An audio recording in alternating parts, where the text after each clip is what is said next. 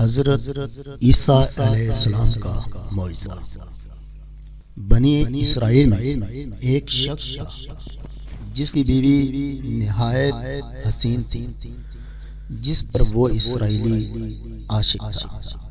چنانچہ جب اس عورت کا انتقال ہو گیا تو اس اسرائیلی کو بڑا دکھ ہوا اور وہ ایک مدت تک اس عورت کی قبر پر بیٹھا روتا رہا۔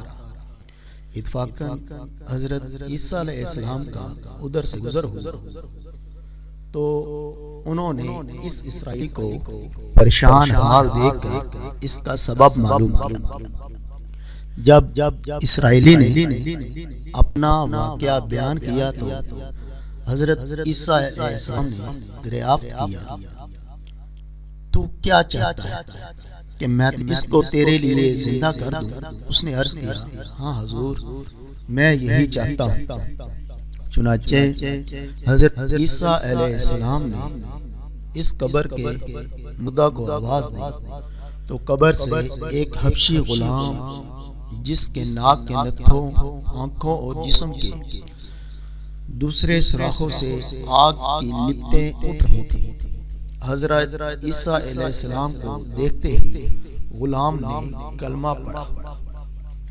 اسرائیلی نے یہ دیکھ کر عرض کیا، حضور، مجھ سے غلطی ہو گئی، میری بیوی کی قبر تو دوسری ہے۔ یہ سن کر حضرت عیسیٰ علیہ السلام نے حبشی کو حکم دیا کہ تم اپنی قبر میں واپس ہو جاؤ۔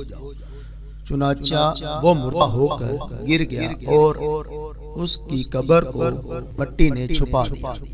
پھر حضرت عیسیٰ علیہ السلام نے اس دوسری قبر کی جانب توجہ فرمائی اور حکم دیا، اے صاحب قبر، اللہ کے حکم سے زندہ ہو جا۔ چنانچہ قبر پھٹی اور اس سے ایک عورت سر سے گرد جھاڑتی ہوئی باہر آئی۔ اس کو دیکھ کر اسرائیلی بولا، یا روح اللہ، میری بیوی یہ ہے۔ اور حضرت عیسیٰ علیہ السلام کے حکم سے وہ اسرائیلی اپنی بیوی کو ہمراہ لے کر واپس ہونے لگا، مگر عرصہ سے جاگا ہوا تھا، اس لیے اس پر نیند کا غلبہ ہو گیا اور اس نے بیوی سے کہا کہ تیری قبر پر گریو زاری اور بیداری نے مجھے ہلاک کر دیا، اس لیے میں چاہتا ہوں کہ کچھ دیر آرام کروں۔ بیوی کہنے لگی، ہاں آپ آرام کر لیجئے۔ چنانچہ اسرائیلی بیوی کے زانو پر سر رکھ کر سو گیا۔ اتنے میں ایک گھوڑے پر سوار ایک شہزادے کا ادھر سے گزر ہوا جو اپنے زمانے کا یکتا حسین، جس کو دیکھ کر شہزادی از خود اس پر عاشق ہو گئی اور اس کا دل قابو میں نہ رہا۔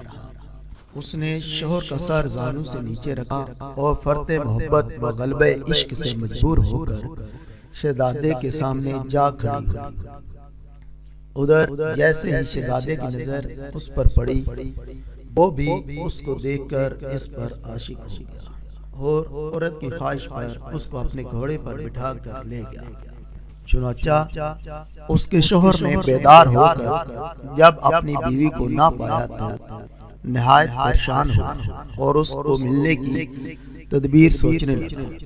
سوچتے سوچتے آخر اس کے نشانے قدم پر چل کر اپنی بیوی کو تلاش کر لیا جو شہزادے کے پاس پہنچ چکی تھی۔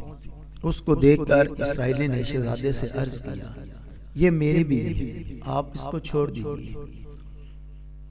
ابھی شہزادہ کچھ کہنے بھی نہ پایا تھا کہ اس عورت نے کہا، میں تیری بیوی نہیں بلکہ شہزادے کی لونڈی ہوں۔ یہ سن کر شہزادہ اسرائیلی سے کہنے لگا، مجھے میری لونڈی کو لینا چاہتا ہوں۔ اس نے کہا، خدا کی قسم، یہ میری بیوی ہے جس کو میرے سردار حضرت عیسیٰ علیہ السلام نے مرنے کے بعد میرے لیے زندہ کیا۔ ابھی یہ گفتگو ہو رہی تھی کہ اتفاقاً حضرت عیسیٰ علیہ السلام بھی تشریف لے آئے۔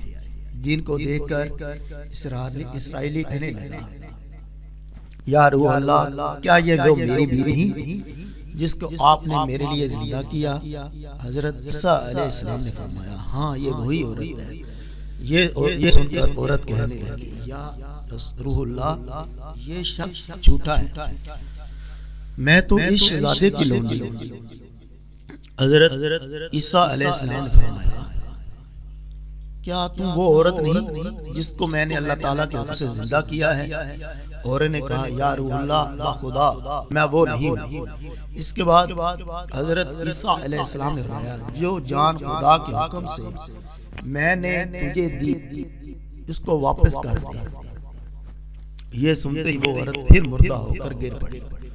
حضرت عیسیٰ علیہ السلام فرمانے لگے جو شخص ایسے آدمی کو دیکھنا چاہے جو کافر مرا تھا اور زندہ ہو کر ایمان لایا تو وہ اس حبشی غلام کو دیکھ لے جو پھر ایمان کی حالت میں مرا، اور جو کوئی ایسے شخص کو دیکھنا چاہے جو مومن مرا تھا پھر اللہ نے اس کو زندہ کیا اور وہ کافر ہو کر حالت کفر میں مر گیا، تو اس عورت کو دیکھ لے۔